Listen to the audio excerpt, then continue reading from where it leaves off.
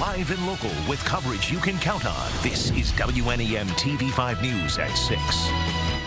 3 attacks in a matter of 12 hours, explosions on New York and New Jersey streets, and a stabbing spree at a Minnesota mall.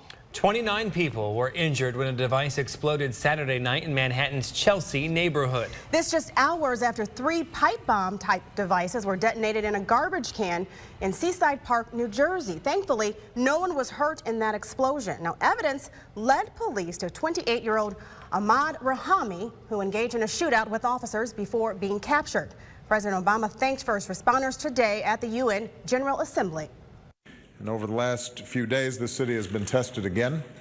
And on behalf of all of us, I want to salute our police officers, our law enforcement officials, our first responders for hosting us, but also showing the world the true meaning of grit and resolve. And in St. Cloud, Minnesota, a 22-year-old man stormed a mall and stabbed 10 people before he was shot and killed by an off-duty officer. ISIS praised the man as a soldier of the Islamic State. Now, with terror attacks popping up all over the country in recent years, how do you keep yourself and your family safe? TV5's Ronnie Duncan has more this evening. I was in Vietnam. This stuff doesn't worry me. What's going to happen is going to happen. We're here living our life to the fullest.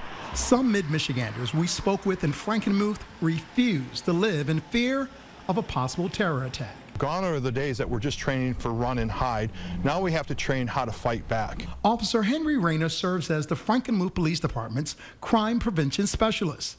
In light of the recent threats and terror attacks in New York, New Jersey, and Minnesota, Officer Rayner and others are endorsing civilians using self-defense tactics. And there's very few people that are teaching businesses and organizations how to fight back. And there isn't anyone that cannot learn these new techniques and how to fight back.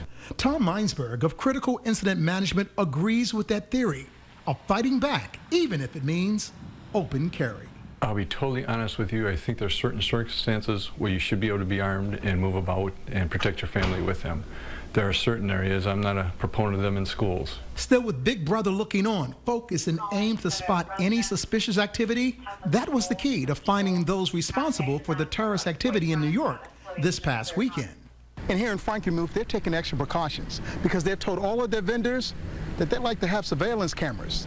They want an eye on you, but they also want to make sure that they have an eye on a possible terrorist if it comes to that point. We're reaching out currently to our businesses to incorporate, as they bring more cameras on their property, to associate one of those cameras to public view. And that means more eyes to help fight the dangers of terrorism while keeping safety a high priority. In Frankenmuth, Ronnie Duncan, WNEM, TV5 News at 6. Thank you, Ronnie. Now, the American Red Cross is offering a list of tips on how you can keep your loved ones safe if a terrorism event happens near you. They include remaining calm and being patient.